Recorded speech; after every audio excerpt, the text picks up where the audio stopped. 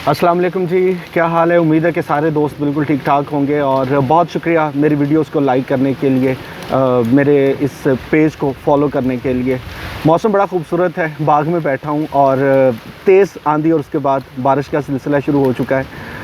आज का जो गुफ्तगू का मौजू था उसमें सबसे अहम बात जो आपसे करनी थी कि बहुत से दोस्त इस बात को लेकर परेशान रहते हैं कि यार ज़िंदगी में कामयाब नहीं हो सके, हम कुछ करना चाहते थे लेकिन कोई मुश्किल आड़े आ गई जिसकी वजह से हमारा वो सफ़र रुक सा गया। तो भाई बात ये है कि कई बार ऐसे हुआ कि आप किसी भी सवारी पे हैं, साइकिल पे, मोटरसाइकिल पे, गाड़ी पे, कि चलते चलते आपके सामने एक बोर्ड आ जाता है और लिखा होता है कि आगे रास्ता बंद है, आप आगे नहीं जा सकते।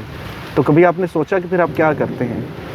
आप चंद लम्हों के लिए वहाँ पे रुक के सोचते होंगे कि अच्छा अब क्या किया जाए, पूछते होंगे कि ये मुश्किल कितनी देर तक रहेगी। अगर तो किसी ने कहा कि आप थोड़ी देर में यहाँ से जा सकते हैं तो आप रुक जाएंगे, वरना आप मुतबादल रास्ता इख्तियार करेंगे और फिर गलियों में से होते हुए किसी और मोहल्ले में से गुजरते कोई ऐसी सड़क ढूंढ ही लेते हैं।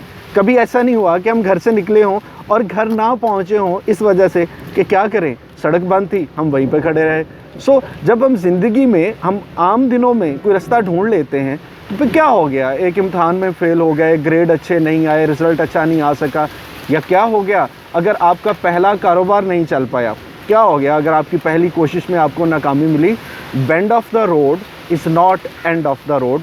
रास्ता हम खुद ढूंढ सकते हैं और यकीन मानिए थोड़ा सा सोचने की बात है, इतने रास्ते हमारे सामने होते हैं कि हम खुद फैसला करने की पोजीशन में फिर होते हैं कि अच्छा यार इतने ऑल्टरनेटिव्स में फिर क्या किया जाए। कभी भी किसी भी बात को लेके एक वक्ती नाकामी के वजह से आपने अपने सफ़र को रोकना नहीं है, क्योंकि सफ़र का जारी रहना यही ज़िंदगी है। बहुत शुक्रिया मेरा साथ देने के लिए।